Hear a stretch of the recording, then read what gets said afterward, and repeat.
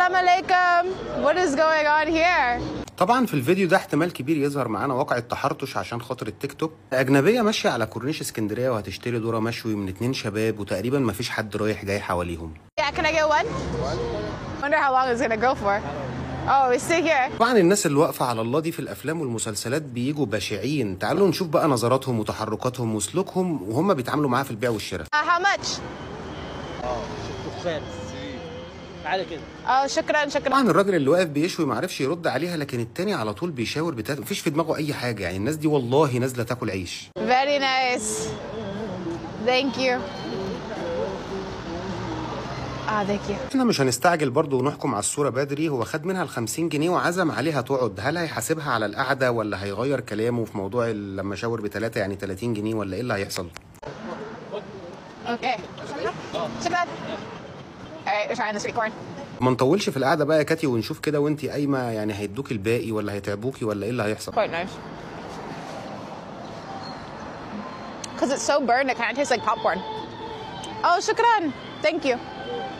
حصل يا جماعه وهي قايمه ماشيه لقيت ال20 جنيه الباقي مقابلاها من قبل ما تطلبها ومن قبل ما يتسولها منها. يعني سوري، هو اعف من كده واحسن من كده بكتير، والراجل نازل ياكل عيش فندعمه.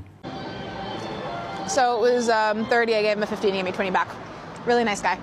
على فكره يا كابتن هي شكرت فيك برضو وقالت عليك ان انت شخص كويس، واحنا شايفينك شخص كويس وما شاء الله عليك ابتسامتك جميله. ولما بتقول لها تعالي كده عشان الدخان انت عليها تقعد، ولما قامت لقت ال20 جنيه الباقي تنيها من غير ما تتسولها. يعني بجد كل الدعم واي حد يعرفه لازم يدعمه. Oh wow, what is this guy selling? Salam alaikum. What is that?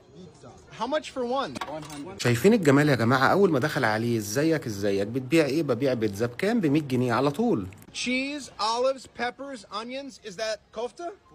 What's this? Beef?